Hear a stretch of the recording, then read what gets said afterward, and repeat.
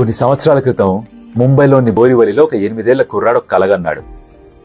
అయితే వాళ్ళ అమ్మా నాన్న ఆర్థిక పరిస్థితి అంత గొప్పగా లేకపోవడంతో తాతగారి దగ్గర పెంపకానికి పంపించేశారట. క్రికెట్ అంటే పిచ్చి వ్యామోహం పెరిగిపోయింది కుర్రాడికి. ఎంతంటే ఒకరోజు తన స్కూల్ డుమ్మా కొట్టేసి దగ్గరలో క్రికెట్ గ్రౌండ్ ఇనాగ్రేషన్కి వెళ్ళిపోయాడు. వీరేందర్ సెహ్వాగ్ వస్తున్నాడని తెలిసి ఎవరో తీసిన ఫోటోలో బ్యాక్గ్రౌండ్ లో కనిపిస్తే నెక్స్ట్ డే పొద్దున ప్రిన్సిపల్ చూసి నానా చివాట్లు పెట్టారట. తర్వాత కోచింగ్ క్యాంప్ జాయిన్ అయ్యాడు. అక్కడ ఆఫ్ స్పిన్ వేస్తూ నంబర్ 8 లో బ్యాటింగ్ చేస్తుంటే కోచ్ చూసి, బంగారం నువ్వు బ్యాటింగ్ చాలా బాగా చేస్తావు, బ్యాటింగ్ మీద ఫోకస్ చేయి అని చెప్పడం తన లైఫ్ నే టర్న్ చేసేసింది. చిన్నప్పుడు బ్యాటింగ్ చేస్తున్నప్పుడు షాట్స్ కొట్టాలంటే భయంట తనకి. అవుట్ అయిపోతాడని కాదు, షాట్ కొడితే బ్యాట్ విరిగిపోతే మళ్ళీ కొనుక్కోవడానికి డబ్బులు ఎక్కడి నుంచి వస్తాయి అన్న భయంట. న్యూస్ పేపర్లు వేసేవాడు, పాల ప్యాకెట్లు అమ్మేవాడు, దాంతో డబ్బులు సంపాదించుకొని దాంతో తన క్రికెటింగ్ కెరీర్ ని ముందుకు తీసుకెళ్లాడు. ఈవెన్చువల్లీ ఇండియాకి ఆడాడు.